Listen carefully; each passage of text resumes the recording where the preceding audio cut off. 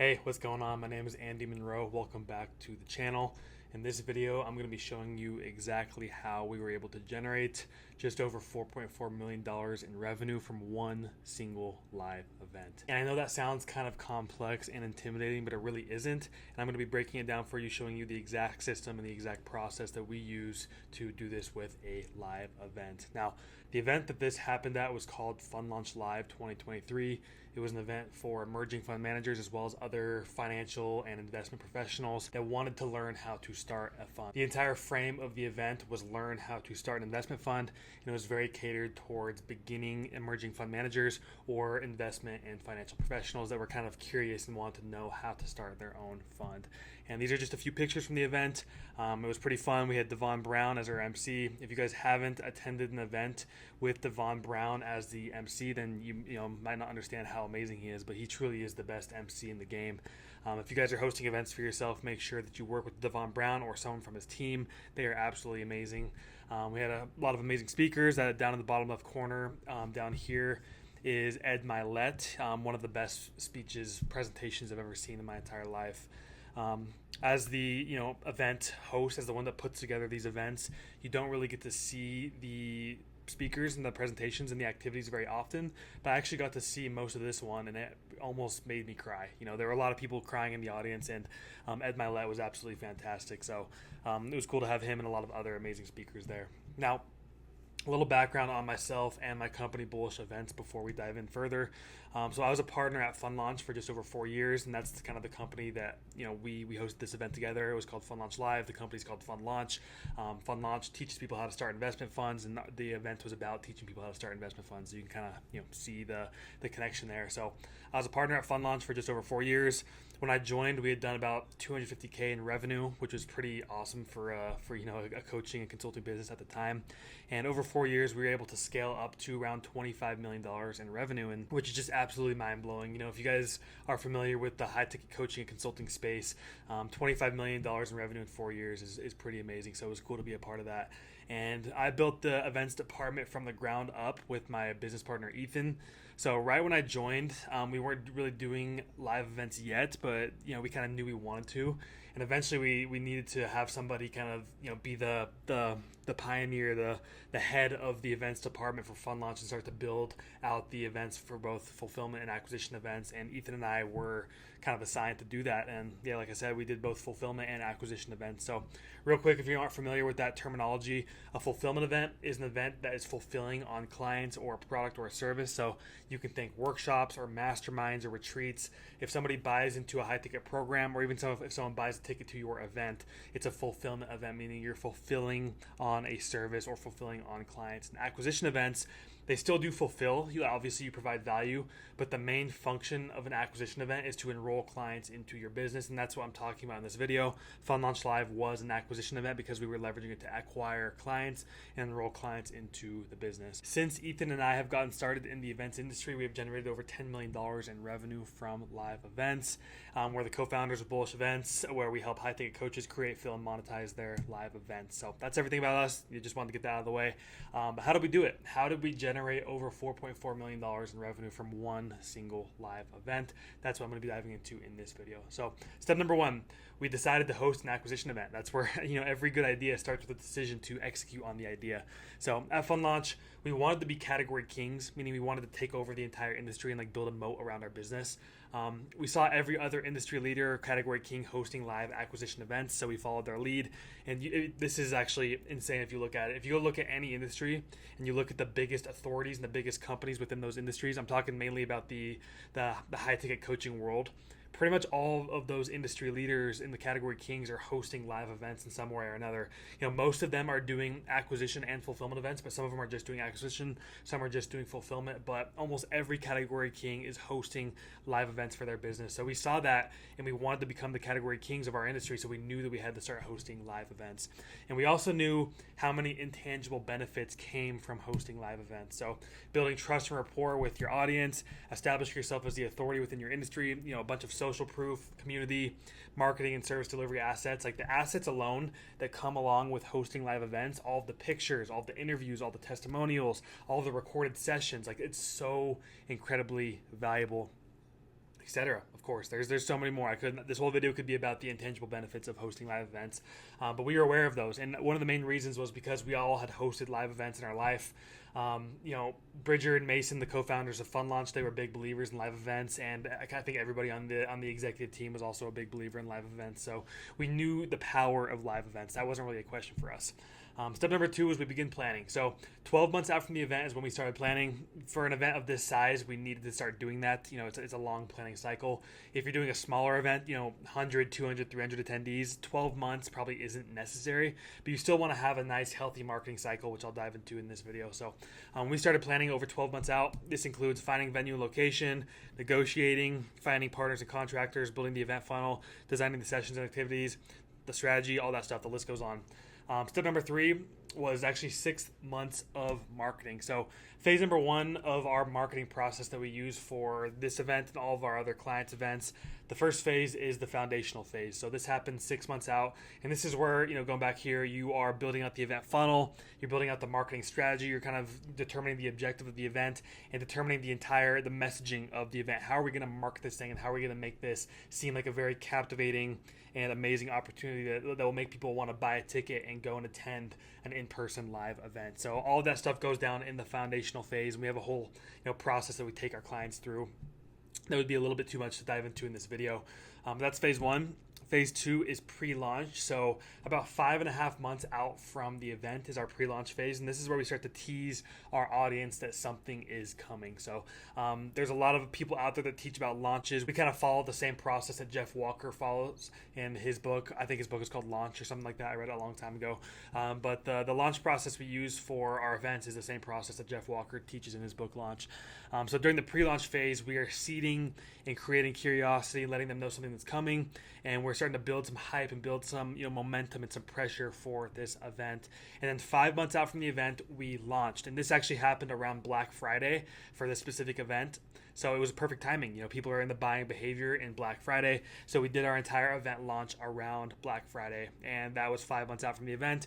And then 4 months out from the event, you're going to experience a lot of pressure release after you do the initial launch. This is almost where you need to start rebuilding and building more pressure for your event and ultimately just bringing awareness to your event. Because in the world of marketing, there's the law of 7. I'm sure you guys have heard about it if you are in this, coaching and marketing world. The law of 7 is that somebody needs 7 unique, meaningful touch points before they buy something on average. Some people buy initially, some people need more, but on average, people need 7 touch points before they buy something. And in my opinion, it's more for events. It's probably more in like the 10, 11, 12 touch points range. And that's because events are just such a big commitment. No matter how valuable your event is and how well you did at positioning your event as a unique, problem-solving, painful opportunity, people are still going to need a lot of touch points, a lot of convincing, a lot of selling to attend your event. And that's the whole point of this large marketing campaign. Now, phase 5 is expansion and momentum. So this is 3 months out. This is where we continue to expand our reach, bringing more awareness to the event, and also building momentum and actually diving deeper into the people that we've already touched and making sure that we're running retargeting campaigns and doing virtual events, and we're doing other dramatic demonstrations to sell this event to the people that might already be aware of it. And then in phase 6 is full throttle, which is 2 months out, and this is where we're going absolutely all out selling this event. Phase 7 is last chance, and this is actually where we sell a lot of tickets just due to the natural urgency and scarcity of the event. So 1 month out, it's kind of time to make a decision. There's probably a lot of people that have been waiting, they've been watching the event, they've been seeing your ads, they've been seeing your emails, they've been seeing the organic content, and they're just kind of waiting for one reason to buy. And if the event is next month, then they can't buy a ticket after next month. So they kind of have to buy now, and that's where we see a lot of tickets come in. So that's kind of our 7-phase system when it comes to marketing. Obviously, there's so much more that goes into this. We could go so much deeper. I kind of hinted at this, but we are big believers in dramatic demonstrations and leveraging offers and demonstrations and events to actually sell tickets to events. So all of that is sprinkled throughout this 7-phase system, but this is kind of the cadence that we follow when we are marketing live events. And the result was 2,200 tickets sold, around there. It might have been a little bit more, a little bit less, but it was around 2,200 tickets sold. And there was also another really cool benefit that I'm going to touch on at the end of this video that came from this event funnel, but that's a bonus for the end. So you're going to want to stay, you're going to want to watch that because it's actually extremely valuable, and it actually accounts for about half the revenue that was generated at this event. So I'll touch on that at the end, but we were completely sold out. The room could only fit 2,000 attendees the way that we had it structured. structured. So we were completely sold out. And the reason that we oversold a bit is because with events, there's just like a natural churn.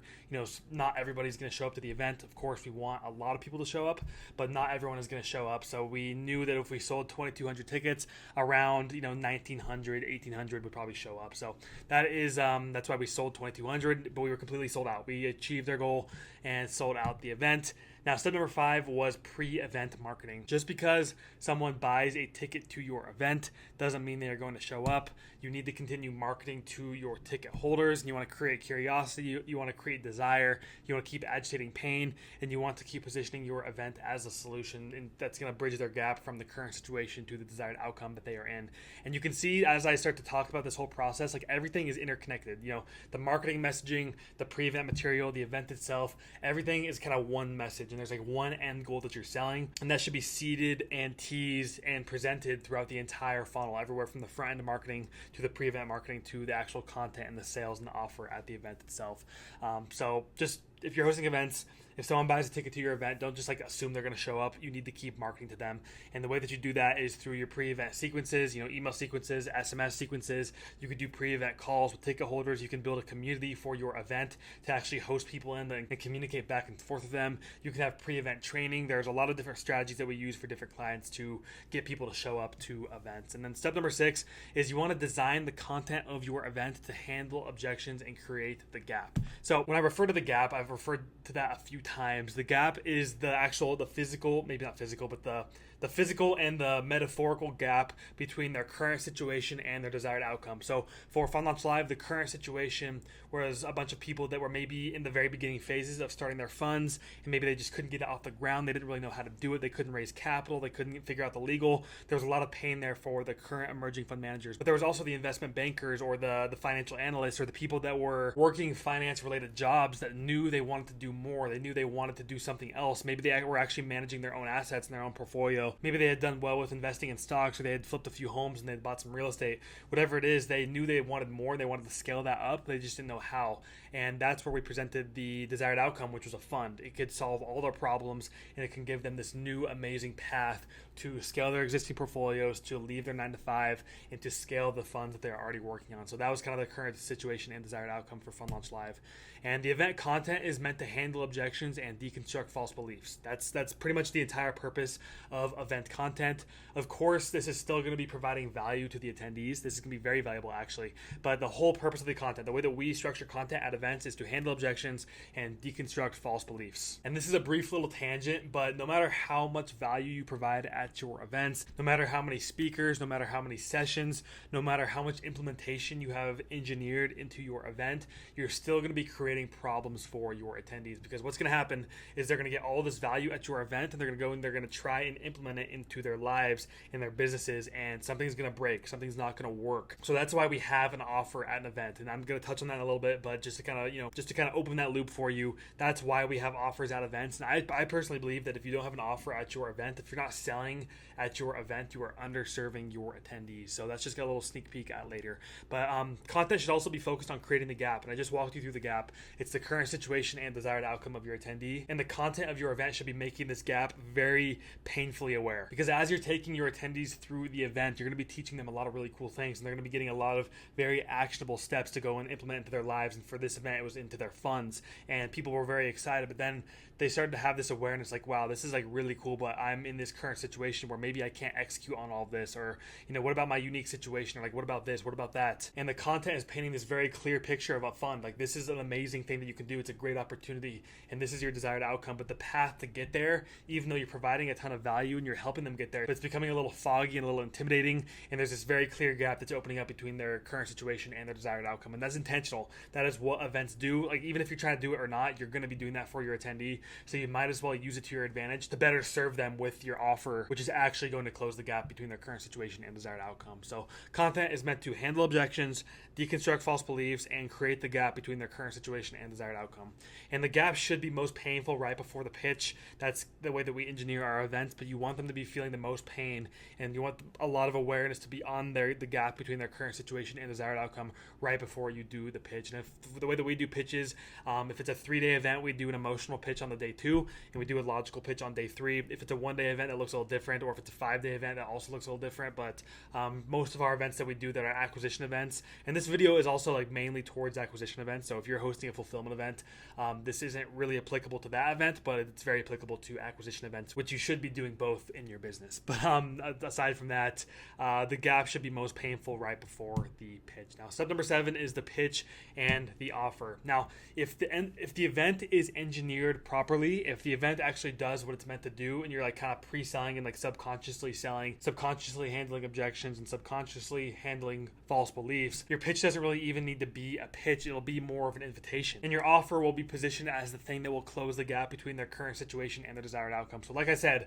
the entire event funnel, you're selling this one end goal. It's like, for Fund Launch Live, it was how to launch and scale an investment fund. And that was kind of seeded throughout the entire marketing material, the pre-event marketing, the event content. Everything was focused on this one goal: learn how to launch and scale an investment fund. And at the event itself, we provided a ton of value and gave them a lot of tools to go out and do that on their own, but the path is still foggy, and most of the attendees weren't actually confident in themselves to go out and do it on their own. And that's why we built a high ticket program that was going to give them a path and hold their hand through the entire process of getting from their current situation to their desired outcome. So you can kind of see how the entire event funnel, you were selling this one end goal. And yes, you're going to be getting them closer and closer through like all the pre-event marketing, the pre-event training, the actual event itself. But the real thing that's going to close the gap between their current situation and desired outcome is your offer. And when we work with our clients, we do this intentionally, and we help them actually build out this entire process of kind of pre-selling somebody and leading right up into the pitch and the offer. So position your offer as the thing that will close the gap between their current situation and desired outcome. Of course, you still need to make it an offer. You're not just going to get up there on stage and be like, hey, like, we have this thing. It's pretty cool. Come join. Maybe you'll get some sales if you do a really good job with your event, but you still need to make it sexy. Still need to actually make it an offer. And this involves some scarcity, some urgency. You want to have your unique mechanism. You want to have like a tangible end result. You want to have all that stuff that goes into building an offer. And we actually help our clients do that when we take them on. You want to make it an offer, but you don't really want it to feel super salesy, and you don't want to be using all these high pressure sales tactics on your attendees. If you have to do that, that means your event wasn't structured properly. This really should just be an invitation for somebody to come and join you, for you to help them close the gap between their current situation and desired outcome, of course, etc. So the entire event, we were showing how amazing funds were, and the attendees could see the desired outcome of fund, but the path was still unclear, and the offer is the path. So that's kind of what I was explaining earlier. Now, step number 8 is incentives. So at our events, we usually host a buyers only lunch and an after party for members to add some urgency for people to make a decision and buy now. You still want to give people a reason to buy now and act now at your events, just because there are going to be some people that won't do that. If they know that they can go and they can buy this, next week or a month from now or 2 months from now, and they can get the exact offer just in the future, they're not going to buy now. Some people might, the emotional buyers might, but a lot of the logical buyers won't. So you want to give them a reason to act now. Okay, now I want to talk about what I hinted at earlier in this video, which was where half of the event revenue came from. And that is actually pre-event revenue. This is revenue that we generated before the event. And around half of the revenue generated from this event was generated before the event even happened. And this is not just like VIP ticket sales, which VIP ticket sales are amazing. We highly recommend that you have VIP tickets inside of your event funnel. But I'm not talking about this in this segment.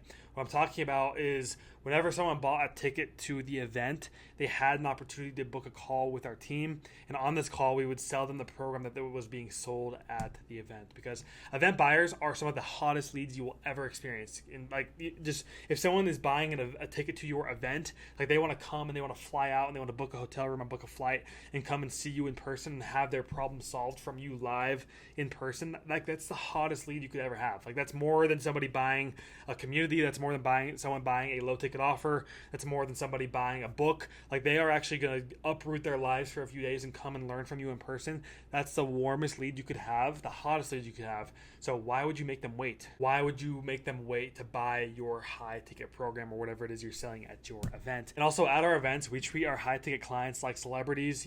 one thing I want to one key piece of this strategy is, like, at our acquisition events, we actually still invite our pre-existing clients to attend because we want them to be treated like celebrities. We want them to be, the coolest people in the room when they're attending the event.